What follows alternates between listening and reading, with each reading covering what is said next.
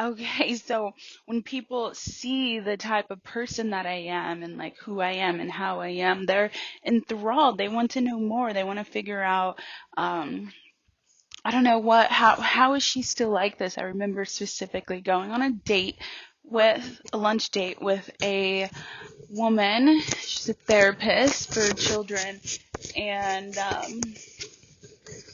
I'm just myself. I really like to spread positivity, and I like to make people feel like just super good. And also, while you're listening to this, I'm trying to work on my ums. I don't want to say Okay.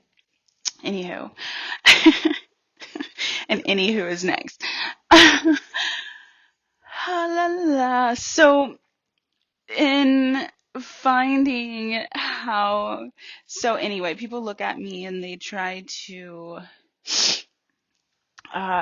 figure out why exactly I am the way I am. I was on this date with this therapist, psychiatrist. I don't know what her role was exactly. And she was just like, I'm just like, hey, how's it going? How's your day? Oh my goodness, all that stuff.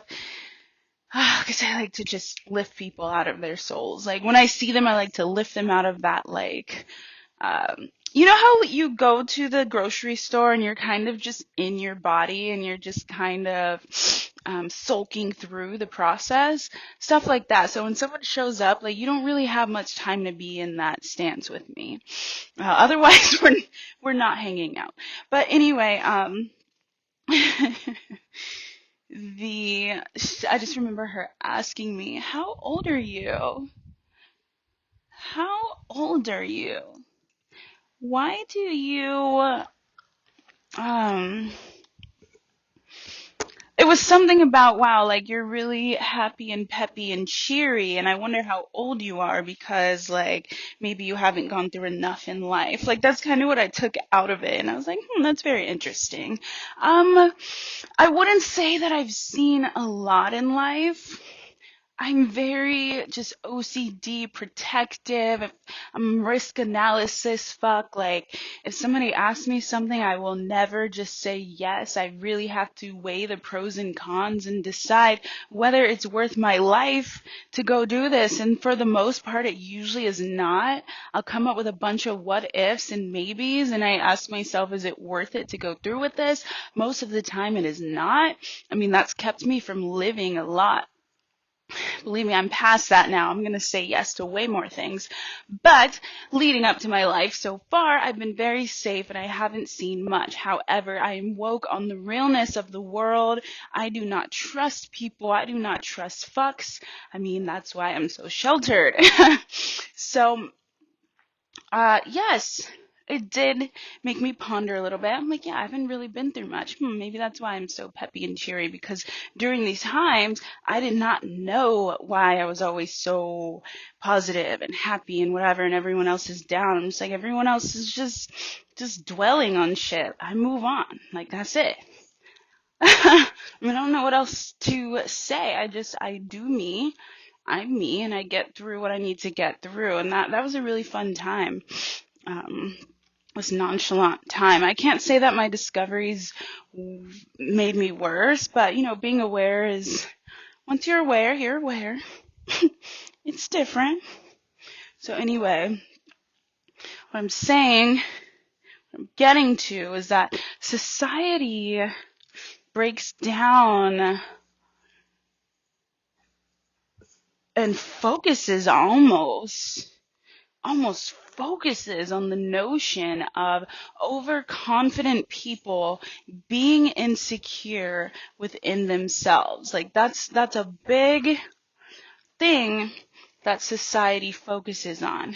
So while we're surrounded by a plethora of unhappy, failing, kind of faking it through life type people, like while those people are around, openly unhappy, openly sulking, openly sad, they of course, not saying they should, but they don't get ridiculed, they don't get they don't get just blatantly told outright that they are insecure, they are sad, they are um, emotional.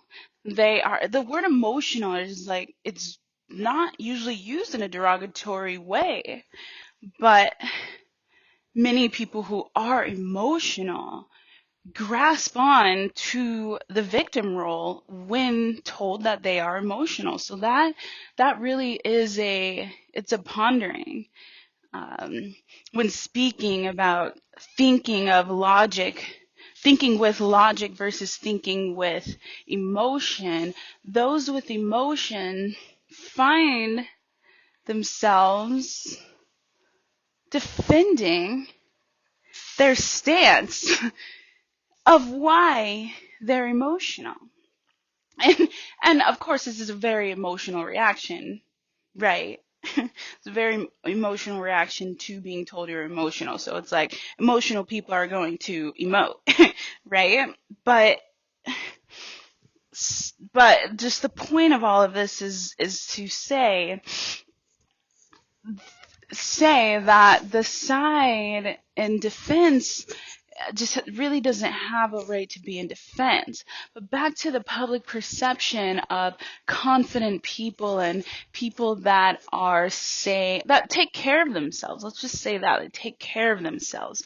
They are constantly and openly, first of all, put down, constantly and openly told that they don't love themselves actually.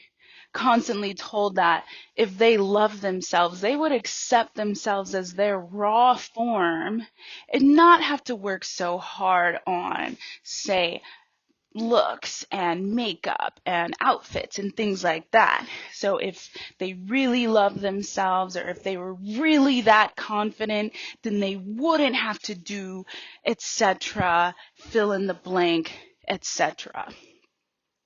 And so looking at this point and this understanding, it baffles me, number one, and it also takes me back a little. It takes me back because we have to come to the knowledge, but we live in a society that has made it okay to put down powerful people. And I don't even want to use powerful because that is a big word. Put down people who have uplifted themselves, put themselves in the light, put themselves first, put themselves in any kind of self-interest. We are okay with a society that puts those types of people down. Not only do they put those types of people down, they make it okay to put those types of people down. They normalize it to put those types of people down. You tell people that wear so much makeup, love yourself, girl. Love yourself. It's who you are. Love yourself. You don't need makeup. She does love herself. It's you who doesn't love her. It's you who doesn't approve of her caked on makeup. She loves her makeup. She loves herself. She does not need any other human being on this planet within the society telling her how to love herself. Okay? Because your self-love is dressed in a way that is different. And that's fine. You like to play video games for 10 hours a day and you don't care about makeup. And that's fine. That's your self-care. You need to move your mind and be in fantasy land for a little while every day. And that's fine. But you're just different. And it doesn't make you better. And it doesn't mean that you love yourself more or that she loves herself less for wearing makeup. But what it does put into light and solidify is that it's none of your fucking business. It's nobody's business how someone chooses to love themselves. It could be something as simple as fucking scrapbooking all day, as painting tiny little figurines, like in 40-Year-Old Virgin, like fixing cars. It doesn't matter, if it makes that individual happy, if it lifts that individual, having a selfie session, doing makeup and having a photo shoot and posting it on social media and just, I don't know, basking in the attention. It's all self-love and it's all different and it's all none of your business unless it's your light, your way, your life. It has nothing to do with you, okay? And you might go on to say, possibly about somebody that lives with you, a family member, a spouse, you might put yourself into their life and be like, well, they are in my life, therefore I must. No. You know what the biggest indicator of knowing whether something is your business or not? Are you in that body? Is that your body? Is that your mind? Is that your brain? Is that any of yours? It's not? Okay. Well, you know where your position is. You know where you're supposed to be and you know where you're not supposed to be. And that's in that person's life. Step out of it. Advice? Absolutely. Give advice. Sure. But you do not control anybody on this planet. You don't control anyone. You don't even control yourself. So while you're making fun of somebody who wears makeup and must really hate themselves inside, what are you doing inside? How are you inside? And how are you in a position to judge somebody of how they look, what they're doing in their life, and what they're doing to make themselves feel better? Tell me. But what we have is a society that's okay with putting down people who have the audacity to put themselves up. And that is why, if you have the audacity, if you are strong enough, brave enough, ballsy enough to love yourself, to put yourself first, to make a life that you actually want, instead of hiding in the shadows and being like, they're going to think that I love myself too much. They're going to think that I'm full of myself. If you dare to step into that role, to dream, you must be invincible. You must. I'm going to repeat this. If you dare put yourself first, if you dare work on your self-love, if you dare, you must be invincible.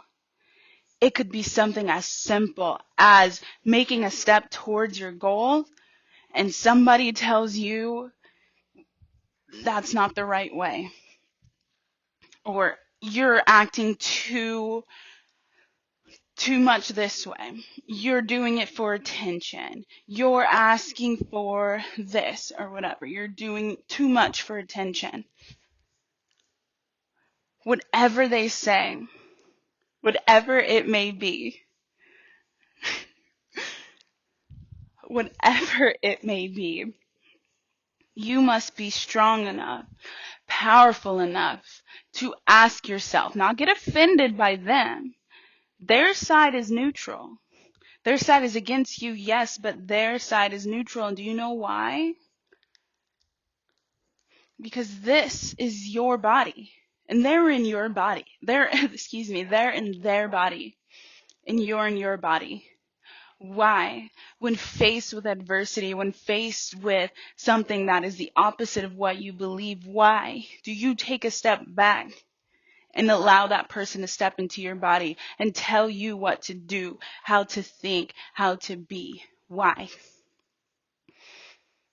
With the why questions again.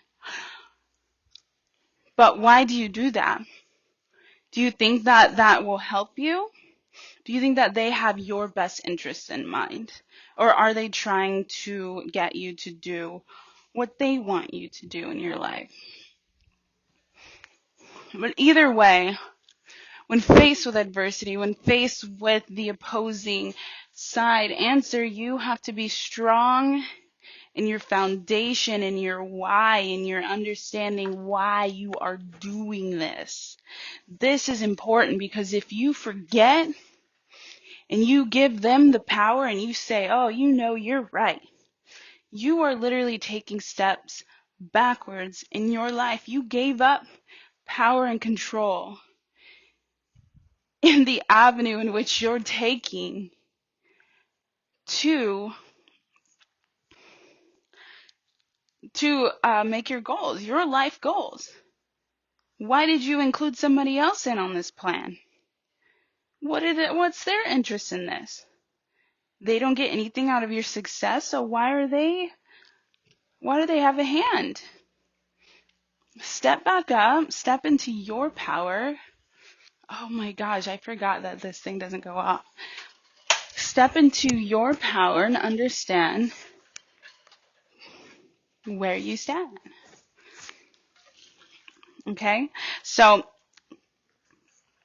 staying strong in your light, staying strong in why you're doing something and what you're doing in your life is just really, really important, because relearning problems over and over and over in life is so fucking annoying. Like, it's quite annoying. So just stay in who you are, stay in why you're doing it. That's why it's so important to analyze things and understand why you're doing something. Instead of just doing it, you know why, you know the core of why.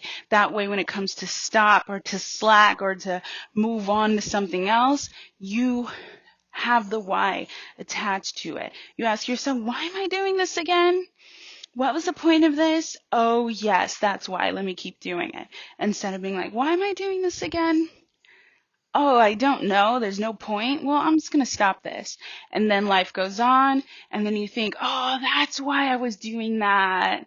That was so helpful. I'm going to start doing that again. And now you're just restarting a cycle, which you would not have restarted if you didn't, one, second guess yourself, and two, get distracted by other things in life than your goal. And I would say at the end of the day that your goal is the most important thing in your life. Everything else that's going on is just what's going on in tandem with the goal. If the goal is not happening, then what the fuck are you doing here? Are you just here to live passively through your life? Because I was under the impression that you had a goal. I was under the impression that you wanted this life to be what you want it to be. You want to design a life that is for you and no longer for other people. You want that. So I just want to know why it's not happening. Why is it not happening? Okay? Keep asking yourself questions until you get to the bottom of why you're fucked. You're unfucking yourself. So anyway, stay in your power, stay in your control, stay in your why of why you're doing something. Okay? That way, someone asks you a question of what's going on. Why do so many people get offended? I told you that I have this new venture going on, and you just put it down like it was nothing. It is nothing to them. Why do you want somebody right out of the get-go, right out of the jump, to want your goal more than you want? Just literally right from the beginning. You are already setting yourself up for failure. You clearly have interest in what this person thinks, and it is going to affect your outcome. So immediately you have something that's working against you, yourself and your perception via other people. Why would you do that? Why not stay within yourself? That way, when you make mistakes and you fail, only you can be to blame. Okay, when you step out of the goal and you step out of what's to be happening, you are the only one to blame. And while that may seem scary, or maybe setting yourself up for a letdown, think of it in a different way. Think of it this way. Because where you mess up, yes, it's a mess up. You won't be down on yourself. You will not be down on yourself, but you will look to yourself for the answers. Because that is what you have. The answers. And guess who doesn't have them? Everybody else. No one else has the answers but you. That fact alone should enlighten you. That fact alone should make you feel some kind of comfort, because when faced with the wall, when faced with adversity, when faced with a challenge you seemingly can't get by, you are the only one with the answers of how to get by them. Okay. Now there are therapists and things that can help you with that if you're unable to. They will help you. But the peace and the knowledge, knowing that is where your power is. Wow, I have an issue. I have a problem that I cannot control. But wait, I can control it. It's also, it all just aligns. Be powerful in yourself, strong in your convictions of what you want, who you are, who you want to be, and get through with it. Get on with it. Get moving with it. Because at the very end of the day, do not forget that whoever you are in life with, or talking with, or working on your goals with, they're not going to want it more than you. And it's just absolutely self-sabotaging to sit and wait for somebody to join you in the maximum volume of care when it comes to your goals. It's just not going to happen. All right?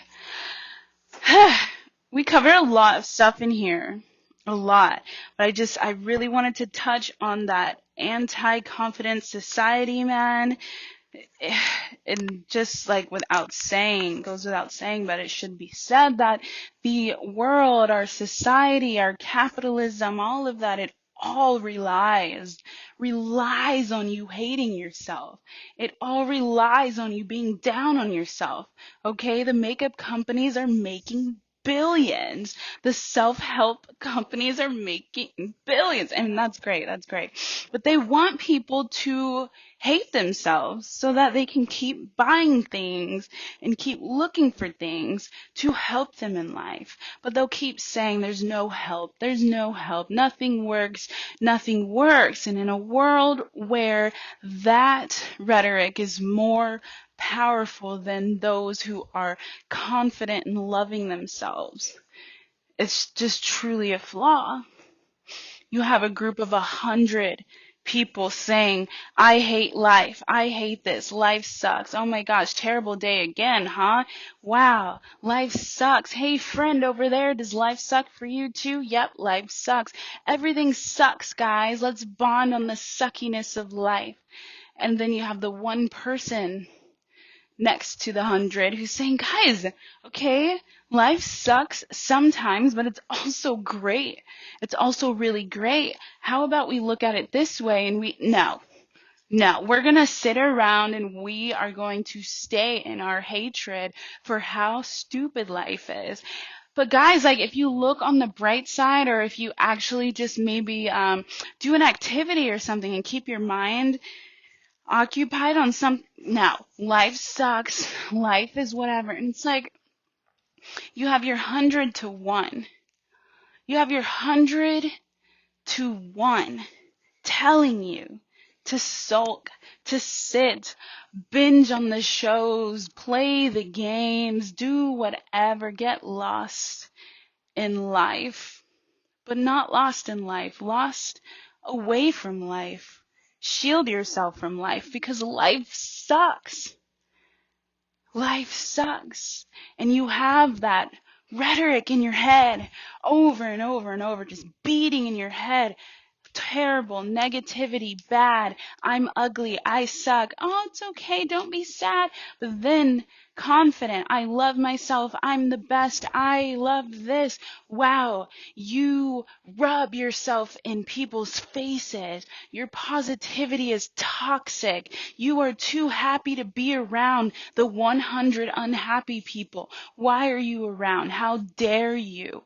How dare you have the audacity? And I want to tell you, okay?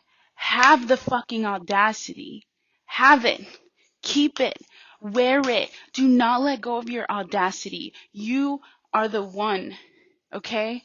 Versus those 100, you are the one. And if you are one of the 100, you can become a one. You do not need to be sucked into negativity every single day, okay? And if positivity is toxic, grab that fucking toxic shit by the chains and go with it.